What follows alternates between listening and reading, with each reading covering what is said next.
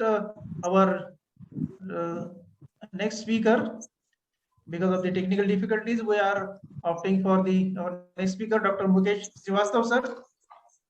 Now to have the highlighting achievements of our guest speaker, Dr. Mukesh Srivastava. He is the assistant professor and in charge of clinical medicine for the last 12 years, and he has been contributing for the various societies, professional societies, particularly the ISBM societies, and also the Society for the Canine Practice.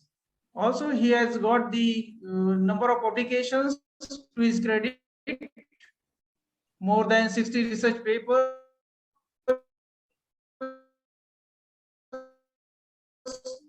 and the review articles also.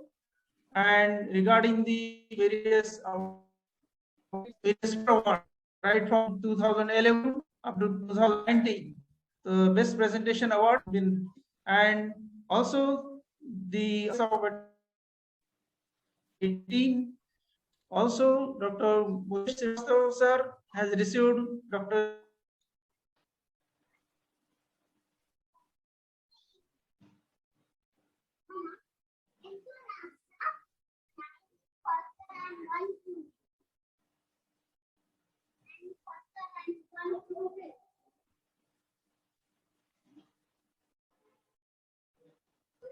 Welcome, Dr. Mukesh Srivastava. Please continue with your presentation.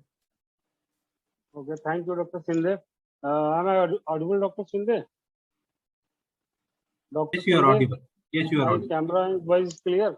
Okay. Yes, everything is clear. Thank you. And before going to my presentation, first of all, I want to thank this Veterinary Institute, Akola, PGIVR, and the Alembic Pharmaceutical, especially Dr. Bikane sir, for providing me an opportunity to discuss on a topic in this 5 days training program that is New Horizon on Canine Disease Diagnostic and Therapeutics. So my topic of discussion is management of hepatobiliary disorder in dogs. So yes, please, Dr. Shinde, start it. First of all, this diagnosis of what is the major constant in the diagnosis of hepatic disorder? It is very easy to find a dog with the non-specific symptoms, and sometimes this liver function test is also elevated. So many times this is taken as a misdiagnosis for the this hepatobiliary system. A definitive diagnosis of the cause of liver dysfunction is always ideal and provides the best opportunity for the successful treatment. However, unfortunate reality in clinical practice in field condition is that identification of inciting factor or etiological diagnosis is not possible in every case of the pet. Furthermore, liver has a great reserve capacity, and clinical sign of liver disease does not appear until at least 75 to 80% of its functional capacity is lost. So that in the terminal stage of the liver disease, the clinical sign appears, and at that time the case present to clinicians. Liver is involved with many metabolic functions, detoxification processes. So there are number of tests used to identify the liver disorder. No any single test is available that can establish the extent of liver damage. So these are major constants that the symptom appears in the terminal stage of the disease, and there must be utilization of the battery of tests for the diagnosis of the liver function. And etiological diagnosis is still very difficult to find out in every case of the canine, even at the research institutes also. Etiological diagnosis is very difficult to find out. Next, please.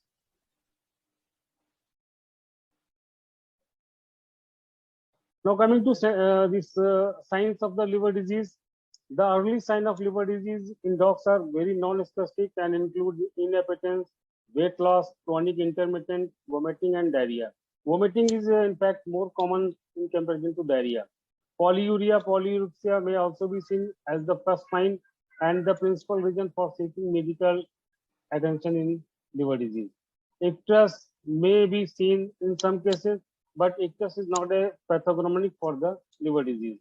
In bile duct obstruction, some bleeding tendencies, alcoholic feces, melena, hepatomegaly, GIT ulceration, and ascites may also be seen if the disease is chronic. Chronic hepatitis means the disease persists for more than 6 weeks.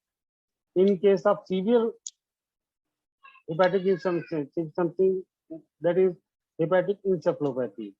In that case, neurological signs may also be seen like stupor, amaurosis, letharginess, depression, pacing, head pressing, seizures, stargazing, and in addition to these signs, some other neurological symptoms can also be seen. So these are the symptoms, and these symptoms can be seen in many diseases. So they are not specific for the liver disorder. Just there is something happening badly in the fat, so this needs the medical attention. These are not specific for the liver disease. Now come to what can be done for the diagnosis of the confirmatory diagnosis of the liver disease. So first step is the to go for biochemical tests. So among these biochemical tests, these can be categorized in different types, like tests that define this hepatocellular injury, tests then define the cholestasis, test of impaired metabolic function or synthetic capacity of the liver, and test that is responsible for the enterohepatic circulation marker, and some non-specific tests that also be used for the liver diseases. So one by one, I will discuss these tests. Although topic is very broad and time is very limited, so in short, I will discuss all the tests. Next, please. So first test is the marker of hepatocellular injury. We know well that canine hepatocyte cytoplasm is very rich in ALT and contain lesser amount of AST. So these two enzymes, that ALT and AST, are the regarded as the leakage enzymes, because when some this hepatocellular membrane is damaged, then these enzymes are released in the circulation. Therefore, these are considered as the leakage enzyme, and depend on the number of hepatocyte damage.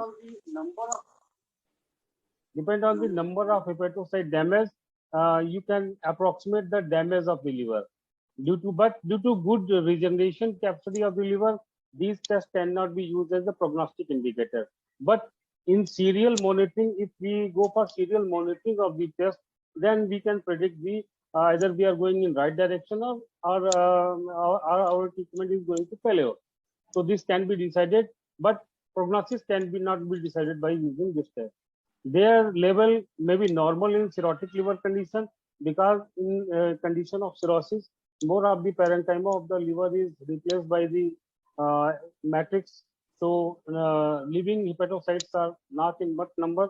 Therefore, this leakage enzymes does not present in huge concentration. Next, please. So these are the major causes of the leakage enzymes augmentation, and among the hepatic diseases, infections like canine adenovirus, leptospira, leishmania, toxoplasma neospora, hepatozoon histoplasma, dirofluoramitis, hepatotoxicity by some drugs and some toxins. These can be dose dependent or idiosyncratic.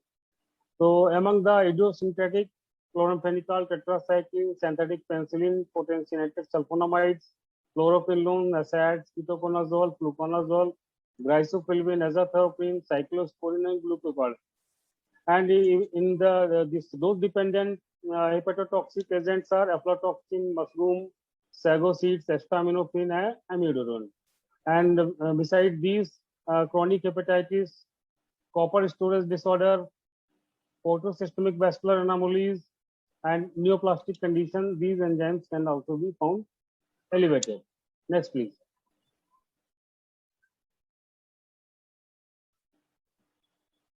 Besides this hepatic reason of the augmentation of this liver enzymes, some other factors should also be considered before we are going to interpret this leakage enzyme.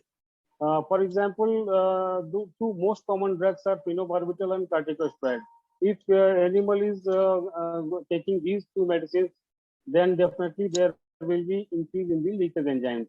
Reactive hepatopathy like endocrine disorders, diabetes, Cushing syndrome, GIT disturbances like inflammatory bowel disease, pancreatitis, cardiovascular disturbances like anemia, shock, and congestive heart failure. These are responsible for the augmentation of these liver enzymes. So these are the other reasons for the augmentation of liver enzymes besides hepatic reason. So one by one, I will discuss these enzymes. First is the alanine aminotransferase. That is previously it is known as SGPT. This enzyme is more specific for dogs in comparison to AST. And the persistent and more than double concentration in comparison to normal should be considered as abnormal. It has a better sensitivity, 80 to 100% for inflammatory necrosis. Vascular hepatopathy, especially caused by the corticosteroid, long time use of corticosteroid, primary neoplastic condition, and it reduced sensitivity for hepatic congestion, metastatic neoplasia, photosystemic shunt, and secondary hepatic lipidosis. The half-life of this enzyme is 2.5 to 3 days. So practically, it should come to normal if we are in right direction of the treatment. But practically, it takes 1 to 2 weeks to come normal. Even we are in right direction of treatment. Increase dose does not cause this irreversibility of the damage. Next, please. Dr. Shinde. This another enzyme is the SGOT, that is aspartate aminotransferase. There is non-hepatic sources are available for this enzyme, that is muscle and cardiac tissue. Half-life is 12 to 24 hours. So by serial monitoring, we will see that this enzyme comes to normal earlier than ALT because the half-life is less than SGPT. When AST increase due to liver pathology, the increase must be proportional to the increment in the ALT. Because if only AST is increased and ALT is not increased, at that time we have to think for some muscle injury and must go for the estimation of creatine kinase to rule out this muscle injury. Degree of elevation for AST is less than ALT for a given amount of hepatic damage because hepatic AST is located predominantly in hepatocyte mitochondria and 20% in cytoplasm. So that is in condition of necrosis, the 20% come to circulation very fastly. So increment is less in comparison to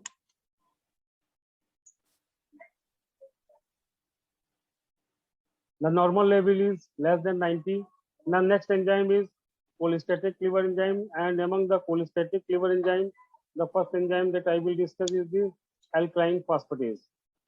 Alkaline phosphatase and GGT so minimal activity in normal hepatic tissues, but can become markedly increased in the serum subsequent to increased enzyme production stimulated by either impaired bile flow or during induction.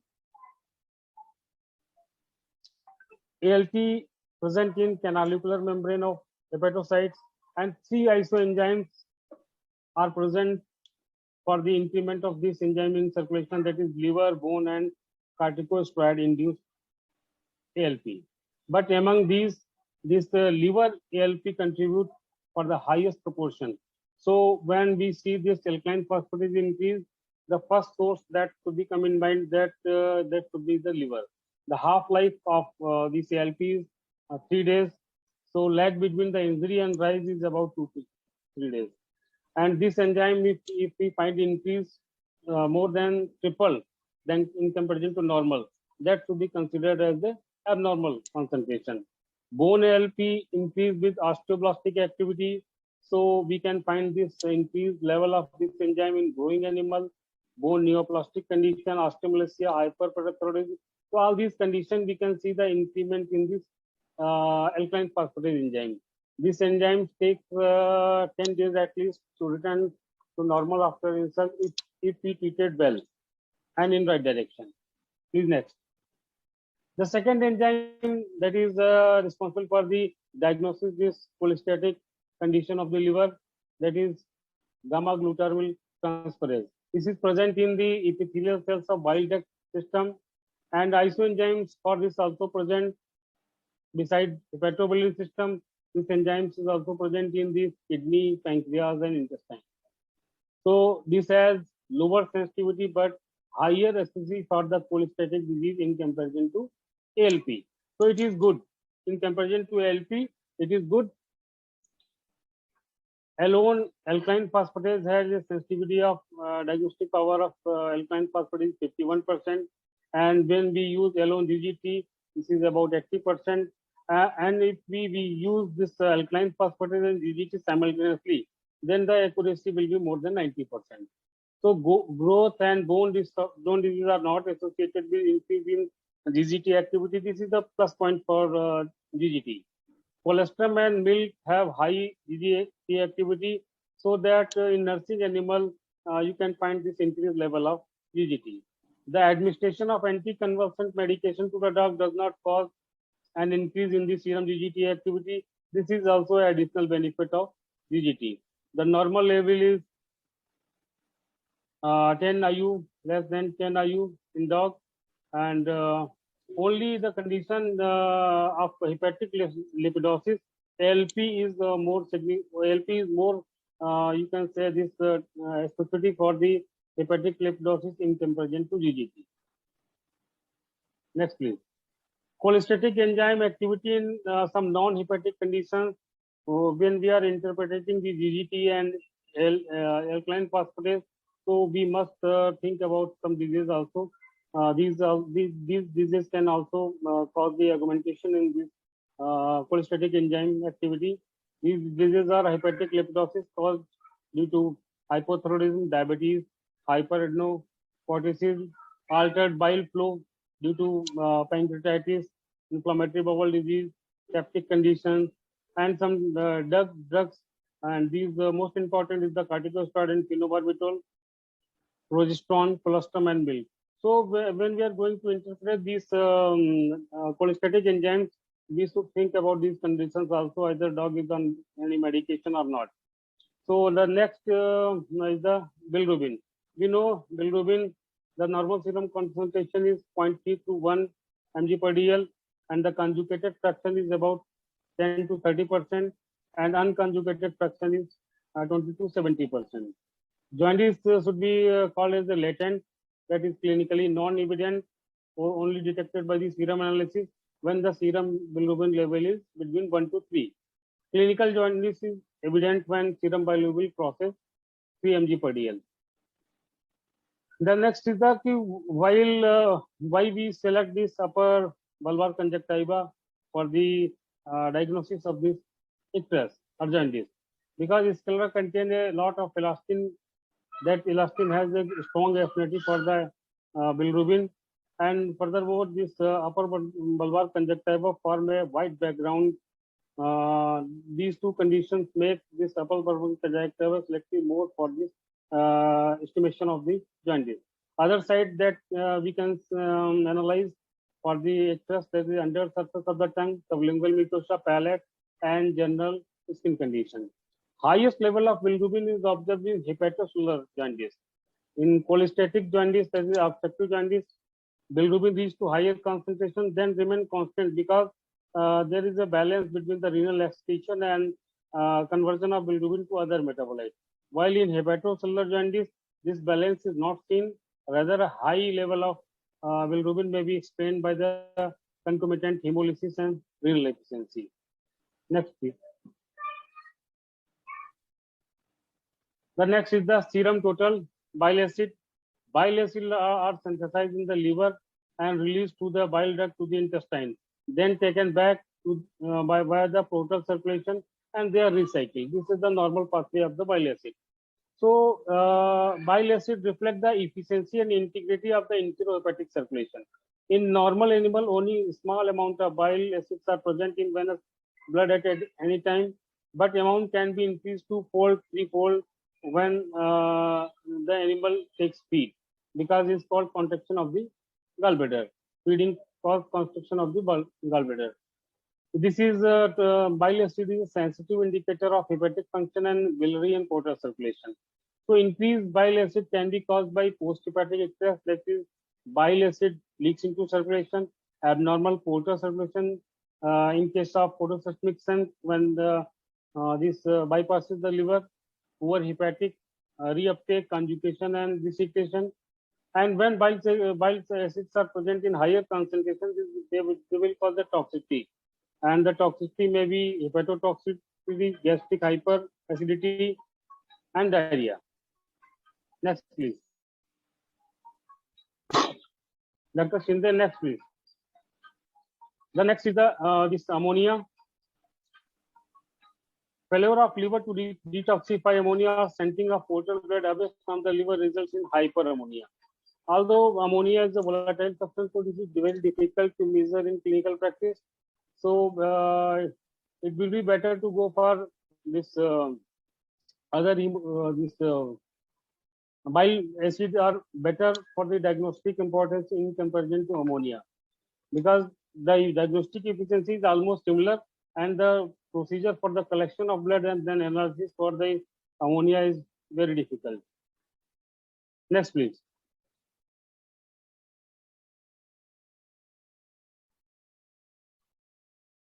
Some non-specific tests for the liver disease are like albumin. Albumin is the protein exclusively synthesized by the liver, and this hypoalbuminemia may be due to reduced hepatic function and only seen when the biosynthetic function of the liver is impaired. It means more than 75 to 80% of the liver is functionless. Then at that time, the synthesis is decreased and hypoalbuminemia can be seen when it is of hepatic origin. Second is the glucose. Hypoglycemia is another uncommon and very non-specific sign of hepatic dysfunction.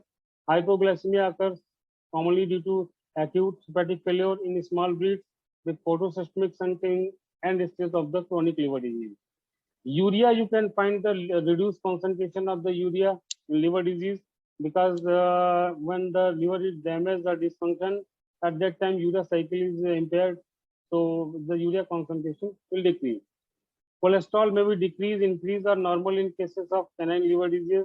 Hypercholesteremia is associated with decreased biliary excretion and also with endocrine disease secondary to that affect the liver, such as diabetes, mellitus, hyperadenocorticism.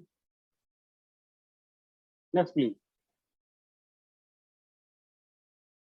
This mechanism of the liver injury. Among the mechanism of the liver injury, first most important is the oxidative injury. This oxidative injury involves cellular and molecular mechanisms that initiate and perpetuate the damage that leads to liver injury and fibrosis. Oxidative injury and subsequent production of reactive oxygen species are central pathomechanism in most form of the acquired liver injury. Next, please.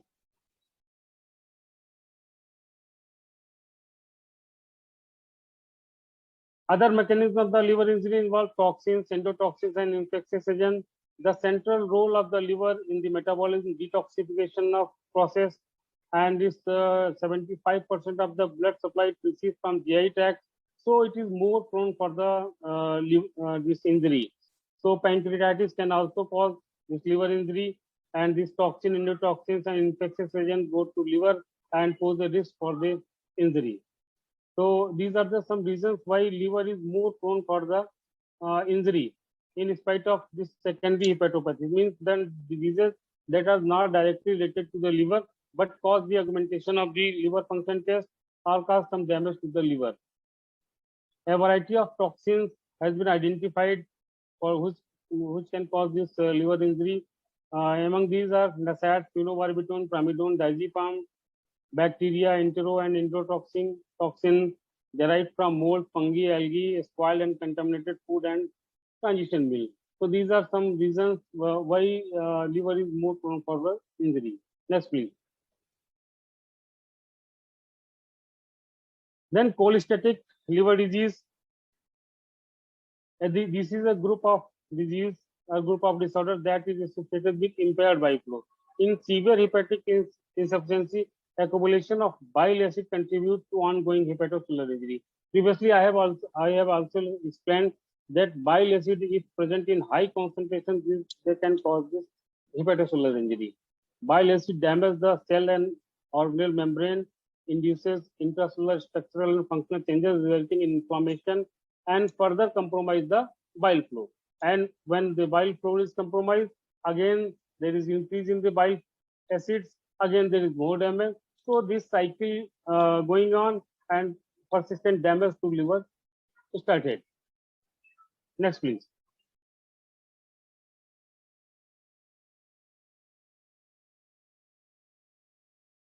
In some breed of dogs, there is some immune-mediated mechanism occurs for the damage of the liver.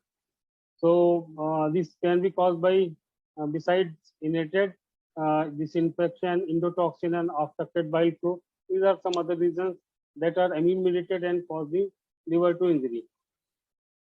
So phenomena of thought to be unite infection and immune response include molecular mimicry, because some antigens of the infectious agents closely mimic the self-antigen. So that is the basic reason for this immune-mediated damage of the liver. Next, please. Copper and iron, they are essential catalysts for different enzymes in the body and essential for the health. But sometimes this pathological hepatic accumulation imposes the oxidant injury, especially mitochondria impaired GSH. Iron accumulates in macrophages in many inflammatory disorders, resulting in generation of free radical reaction, as well initiating and promoting fibrogenesis. Increased copper concentration in the liver can be caused by either primary reason or secondary reason. In primary reason, some inherited defect may be there. In secondary, this copper accumulation, we can see this cholestasis. In cases of cholestasis, we can find higher level of the accumulation of this copper because this is not yet excreted from the liver. Next, please.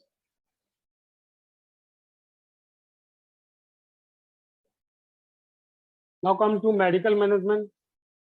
Among the medical management, multimodal approach is often taken, and this combines this antimicrobial therapy, immunosuppressive therapy, anti-inflammatory therapy, hepatoprotective and antioxidant therapy, anti-fibrotic therapy, and diet modification.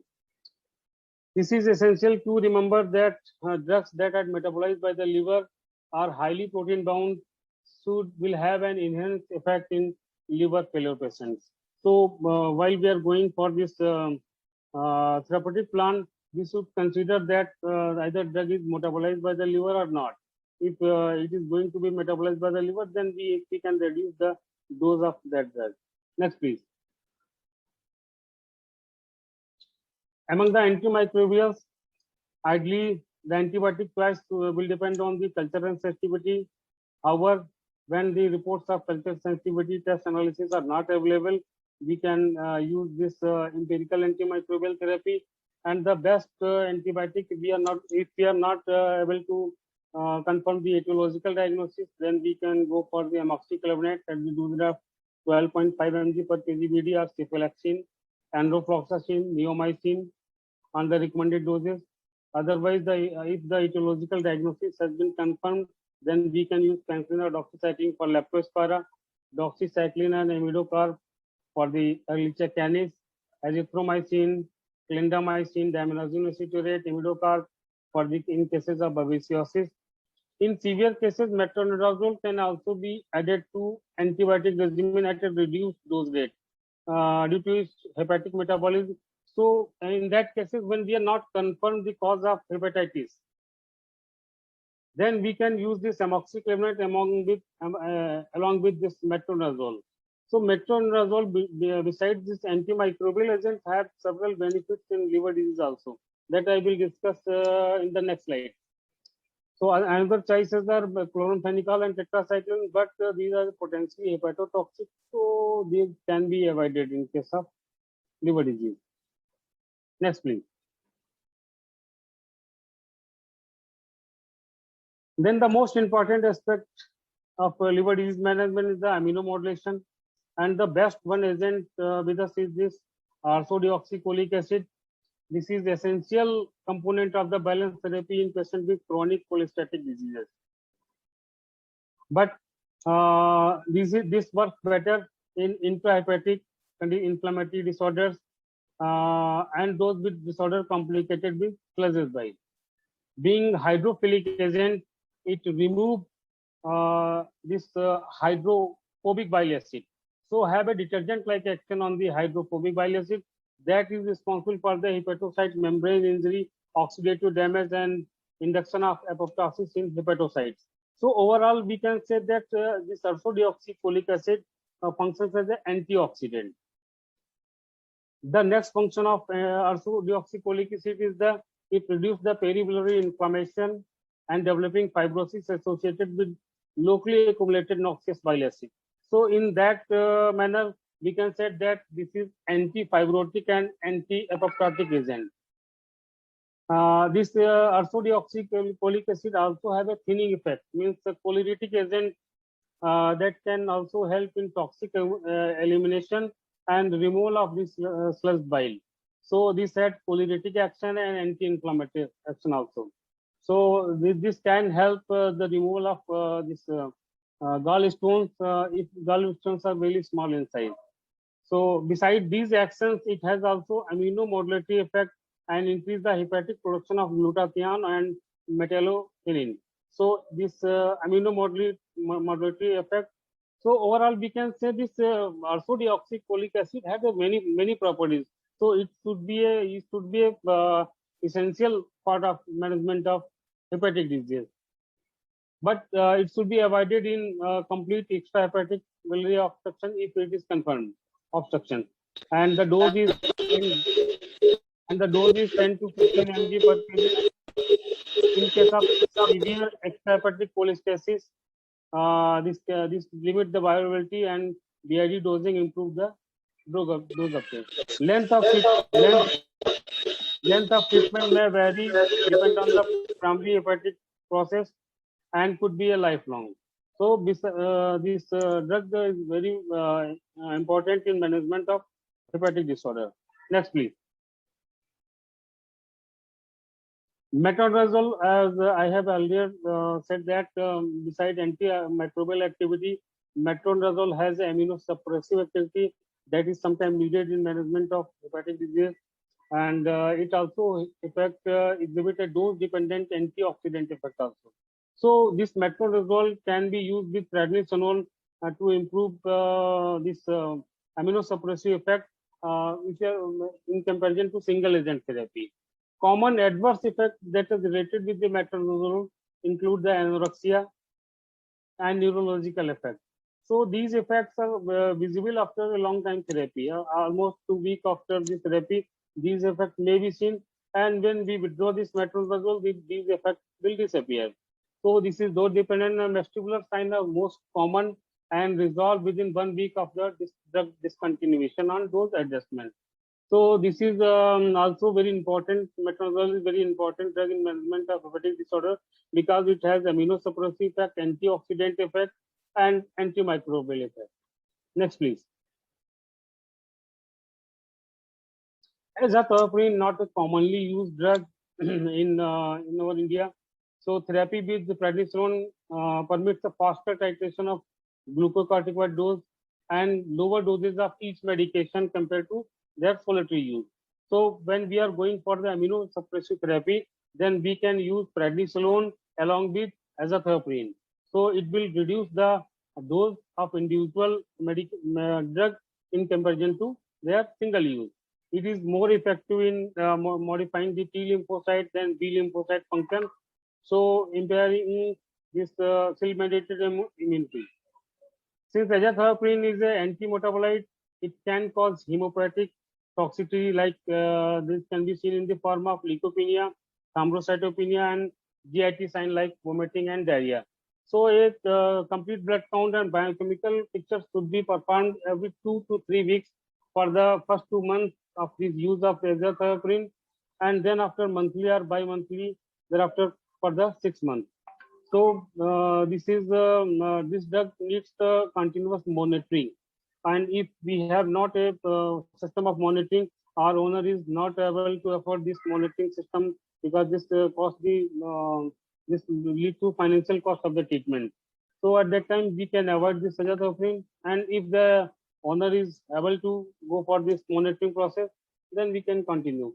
The canine dose for azathioprine that is used in combination with prednisone is about 1 to 2 mg per kg SID for the 5 to 7 days. Then every alternate day we can use this. Next, please. Glucocorticoid in important compound for the management of this hepatic disorder.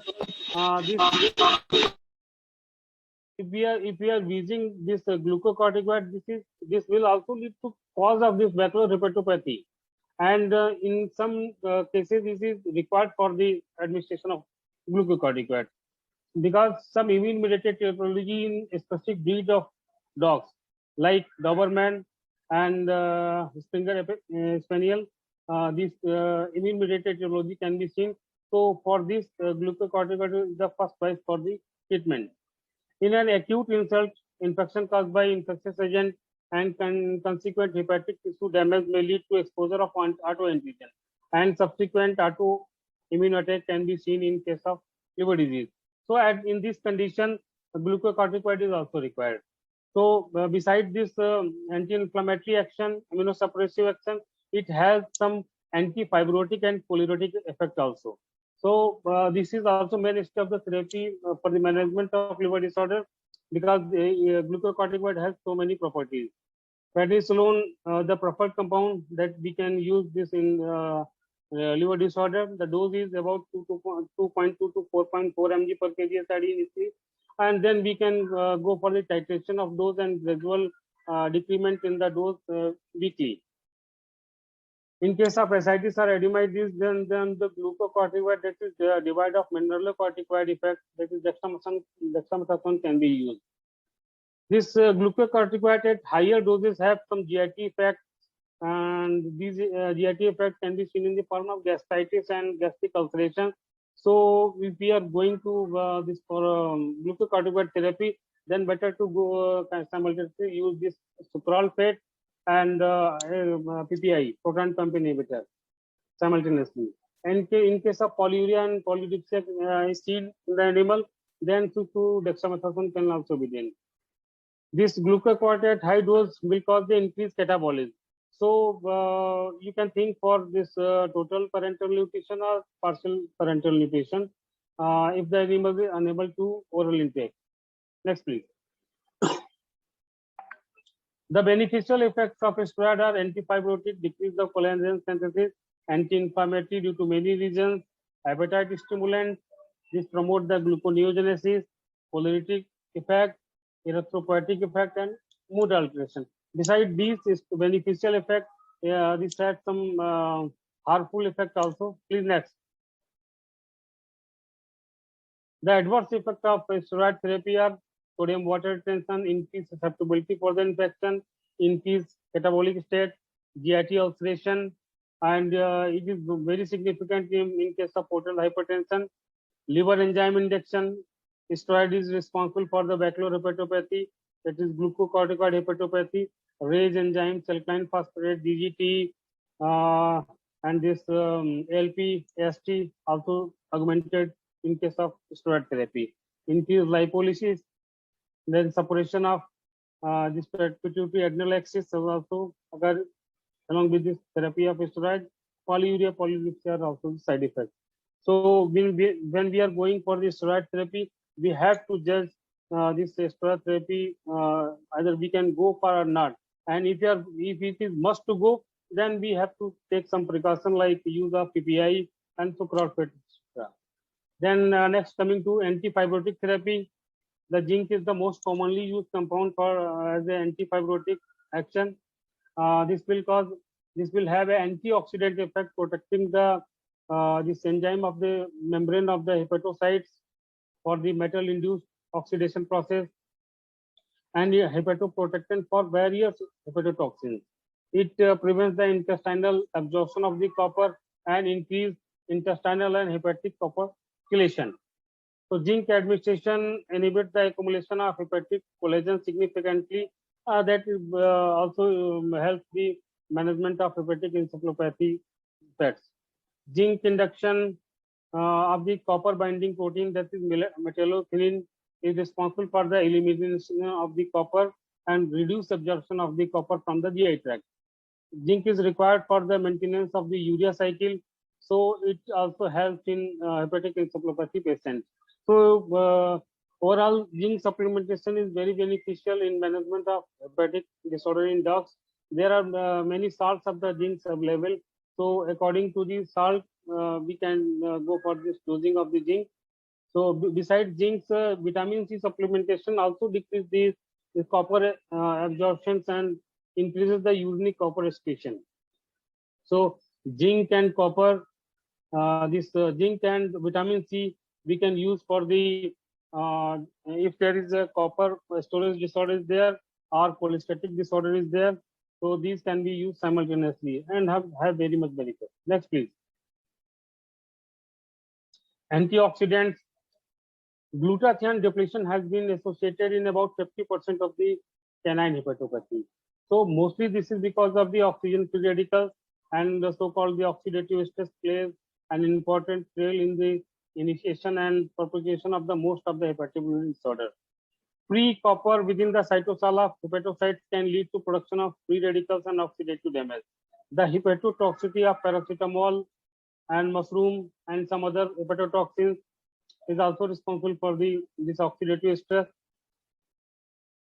Hepatocytes mitochondrial membrane are damaged by the elevated bile acid concentration in many of the cholestatic disorders.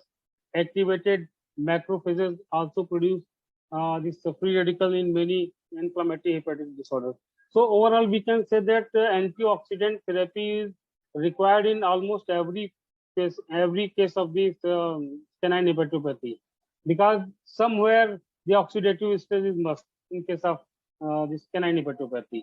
So this is also an essential compound for the management of hepatic disorder. Next, please. The major compound that currently we are using this SAMe, S-adenosine This SAMe is a methyl group donor for the trans-methylation reaction, a precursor of sulfur-containing compound that is responsible for trans-sulfuration pathway and source of polyamines. That is amino propylation. So 80% of the trans-methylation reaction occurs in liver. So SAMe is an integral part of the hepatic function.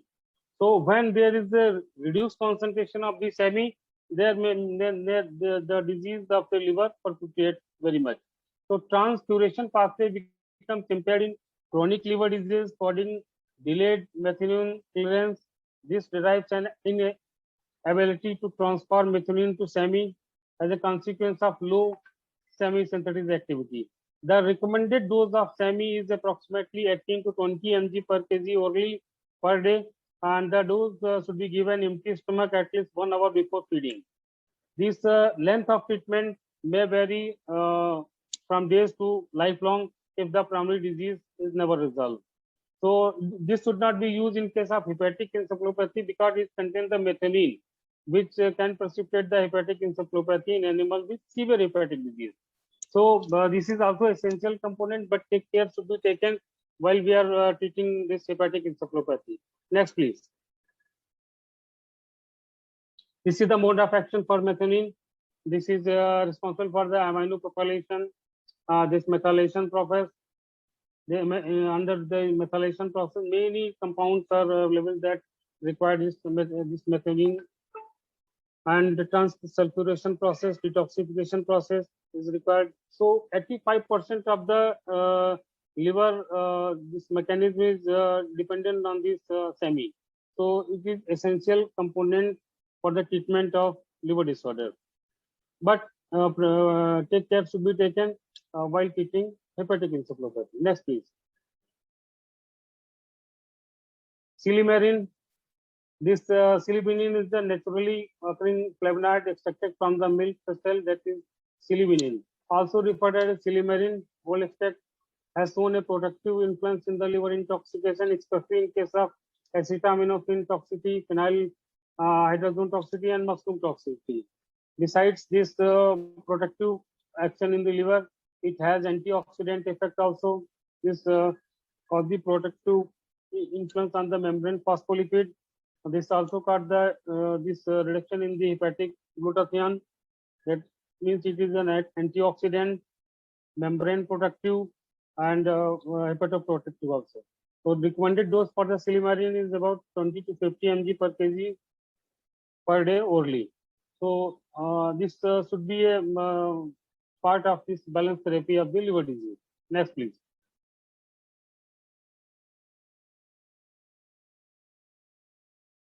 Vitamin E has an antioxidant effect in protecting hepatocytes from toxic injury and cholestatic concentration of bile acid, potentially beneficial in chronic hepatitis, hepatic cirrhosis. One thing should be clear that when there is the damage of the liver started, the first stage, that is hepatitis, and the hepatitis persists for the more than 6 weeks, then we will call as this chronic hepatitis. Then after that, fibrosis, and after fibrosis there is compensated cirrhosis, and after compensated cirrhosis, the terminal stage of the liver disease is the decompensated fibrosis. So the difference between this fibrosis and cirrhosis is the nature of disease, that reversible or not reversible, and the morphological picture of the liver. The recommended dose in case of this vitamin E is the 100 IU to 400 IU once orally, or once to twice daily for the dog. Next, please. Anti-copper therapy. Anti-copper therapy is required for the primary or secondary accumulation of the copper in the liver. The primary accumulation is due to some inherited defects, and the secondary accumulation is because of the decreased excretion of copper from the liver and increased uptake of the this increased accumulation due to increased uptake. So the chelator of this copper are this penicillamine, and besides this copper chelation, this has anti-inflammatory and anti-fibrotic effect also. So this penicillamine binds with the hepatic copper and excretes it in bile, and it detoxifies the hepatic copper by this enzyme metallothionein. The dose is about 5 to 12 milligram per kg, and this penicillamine has GIT side effect also. So vomiting and diarrhea can be seen while putting the animal on this penicillamine. So to reduce this GIT side effect, the gradual dose escalation should be there, and concurrent use of antiemetic must is this lower dose of the steroid can be used to increase the appetite also. So co-treatment of zinc and penicillamine is contraindicated. So when we are using this zinc, then penicillamine is contraindicated. Chelation, but this when we are going for the chelation of this copper, then chelation can take weeks or months before an effect can be seen. So we have to educate our owner that it will take a month of time for this reduction in the copper when we are going for the penicillamine therapy. Next, please. Additional therapy of the liver disease. This is symptom-based and supportive therapy. If the animal is with portal hypertension or marked ascites is there, then we can use spironolactone, furosemide, and GIT ulceration. For the GIT ulceration, pantoprazole, omeprazole, or any PPI we can use. And besides this PPI, we can use sucralfate also. Cimetidine is especially contraindicated in liver disease due to cytochrome P450 inhibition. Anti-nausea medicine is required in, because vomiting is the cardinal character of this liver disease. So for vomiting, we can use this metoclopramide or ondansetron. Next, please.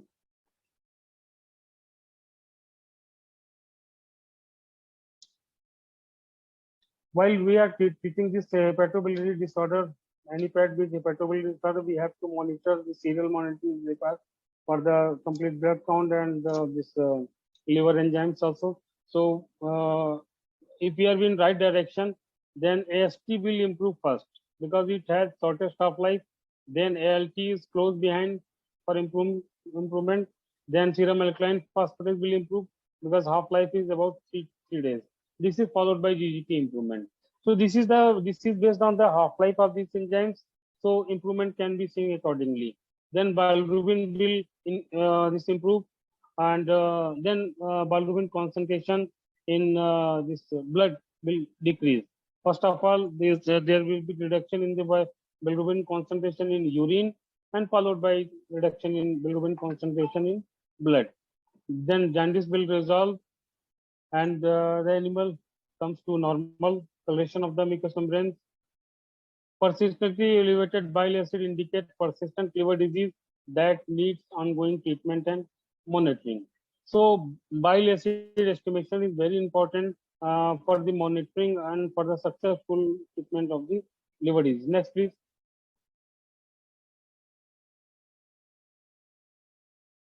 This is prognosis of hepatobiliary disorder depends on the underlying etiology, degree of hepatocellular damage, capacity of liver to regenerate, and stage of disease when the treatment is initiated, and presence and rapidity of the development of the disease sequelae, that is hepatic encephalopathy, and response to therapy. Unfortunately, the prognosis of acute liver failure and hepatic encephalopathy in dog is generally considered to be very poor. So if the animal is presenting with the neurological symptoms of that is related with the hepatic encephalopathy, at that time the prognosis is very poor. These are sequelae of liver disease. This is DIC, disseminative intravascular coagulopathy. Virtually impossible to distinguish this form of coagulopathy due to liver disease without any histopathological. And systemic inflammatory response syndrome, where will be infection due to toxicity or failure of reticular endothelial system, uncontrollable bleeding, pulmonary edema due to low plasma oncotic cluster. These are some complications or sequelae of the liver disease. So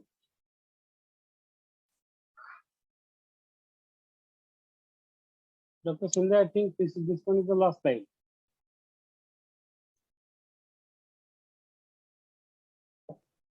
Thank you for the patience hearing, and now query is invited. Thank you, Dr. Srivastava, sir. Sir, there are a few questions in the question and answer section. Yes, sir. Probably you may also see those questions, or otherwise I will read those questions for you. Shall I read, sir? Sir, my desktop is not working properly. That's why I've given this okay, sir. presentation to Dr. I will read for you, sir. Yeah, one by one. We will take a few questions only. Yes. Yes, sir. One of the question is that what are the food toxicity related hepatic injuries that are very common in pet dogs? Sir, this mushroom toxicity and sago seed toxicity are very common in case of dog for hepatic dysfunction, hepatic disease. Sir, another question is there from the participant. Which antibiotic is safe for hepatic challenge patient? Actually, sir, NSAIDs are never safe because gastritis is cardinal sign in liver diseases. So NSAIDs and corticosteroids are never safe in case of hepatic disorder. So treat for the original etiology. If we confirm for the etiology, suppose Ehrlichia canis is there, then we can go for this treatment of the doxycycline or ramidocarb. So in case of antipyretic, we can use if necessary. Then this meloxicam, etc., can be used. but with caution and along with use of the sucralfate or PPI, proton pump inhibitor, because NSAIDs cause this GI ulceration and gastritis. Okay, sir. Another question he has asked about this. Please tell commercial product which you have mentioned Uh, for various drugs you have mentioned. He's asking for some commercial products for which drug, sir? for the. He has just mentioned. Please tell commercial products names you mentioned. I think overall he is asking about the regarding the therapeutics. Sir, I have mentioned many of the drugs, but exactly for the ursodeoxycholic acid, we can use Udilip. That comes in 150 mg and 300 milligrams. And for zinc, many syrups are available and many tablets are available. So, sir, it is very easy to find out on the internet the commercial name available for these salts. And otherwise, this audience can use this Sinvex or this Sims for the new drugs, new salts that are available in the market. It is very difficult to Yes. answer this question. Yes, okay, sir. Another question asked by the participant is, why is there high chance of apotoxicity in dogs? Sir, I have explained well that this liver is involved in detoxification process. So when this got the blood supply for the portal circulation from the intestine, so anything that is happening in the intestine can influence the liver. So in case of pancreatitis or inflammatory bowel disease, this infection can spread to this liver also.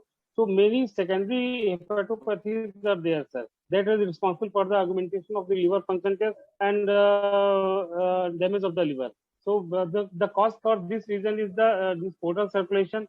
Most of the blood supply is from the portal circulation, and liver is involved in the many of this detoxification process of this of the body. That why liver is more prone for the this hepatic injury. Okay, yes, sir. We will take last question. That is the Yes, sir. which antioxidants should be used in hepatic disease in general, and what are other protective drugs one should use? Sir, I prefer this ursodeoxycholic acid and SAMI as adenosylmethylene as antioxidant action. Otherwise, antioxidant action can also be seen in case of metronidazole, sir. Besides this immunosuppressive antimicrobial, this have antioxidant action also. So my preference particularly is with this ursodeoxycholic acid and SAMI and metronidazole that I am currently using, and I am getting results also, sir, with this medication. So we have taken a few important questions, sir. Now other questions we will divert to your email address, sir, and those you will be Surely, sir. addressing. Yes. So thank you very much, sir, for your wonderful presentation regarding the diagnostic and therapeutic aspects of the hepatobiliary diseases in canines. So thank you very much, sir.